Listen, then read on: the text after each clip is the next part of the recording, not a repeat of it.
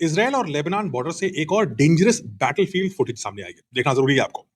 और इस बार टारगेट बना है इसराइल का फेमस एयर डिफेंस सिस्टम यानी आयरन डोम। रिपोर्ट्स के मुताबिक हिजबुल्लाह ने एफपीवी ड्रोन का इस्तेमाल करके, वही फर्स्ट पर्सन व्यू ड्रोन का इस्तेमाल करके, नॉर्दर्न इसराइल के जल अल अलाम मिलिट्री साइट पर अटैक किया।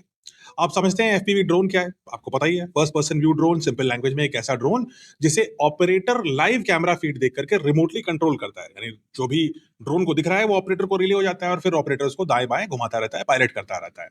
यानी ड्रोन पायलट प्रैक्टिकली उसी ड्रोन की आंखों से बैटलफील्ड को देख रहा होता है, और यही वजह है कि एफपीवी ड्रोन बेहद प्रिसाइज और डेंजरस माने जा सकते हैं।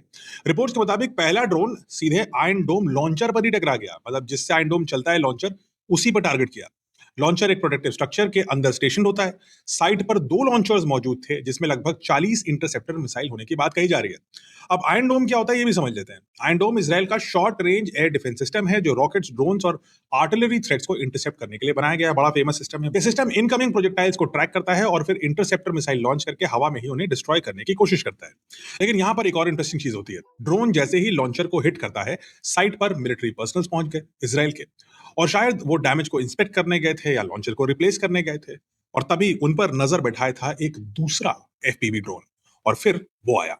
रिपोर्ट्स कहती हैं कि इस दूसरे ड्रोन का टारगेट शायद दूसरा लॉन्चर था, लेकिन जैसे ही उसने मेंटेनेंस क्रू को रास्ते में देखा, उसने अपना डिसीजन बदल लिया, डायरेक्शन बदल लिया और इन पर्सनल के पीछे पड़ गया।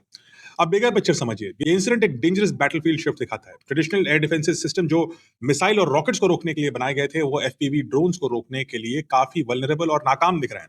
आयरन डोम जैसे system traditionally multi million dollar defence assets माने जाते हैं, लेकिन बैटलफील्ड की बदलती रियलिटी में इन सिस्टम्स के ऊपर भी सवालिया निशान आ चुके हैं।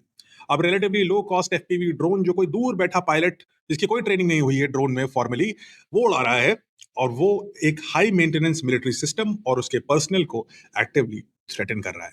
कमेंट्स में मुझे बताइए, क्या हिजबुल्लाह के एफपीवी ड्रोन्स का कहर अब इसराइल के ऊपर काफी भारी पड़ता हुआ दिख रहा है? कभी टैंक उड़ा देते हैं, कभी आयरन डोम उड़ा रहे हैं, कभी इसराइल के जो मेंटेनेंस क्रू है, जो सोल्जर्स हैं, उनके ऊपर अटैक कर रहे हैं, और ये सस्ते से ड्रोन हैं जिनको रोक पाने में इसराइल की विशाल, व्यापक और हाईली टेक्नोलॉजिकल आर्मी काफी इनकेपेबल दिख रही है।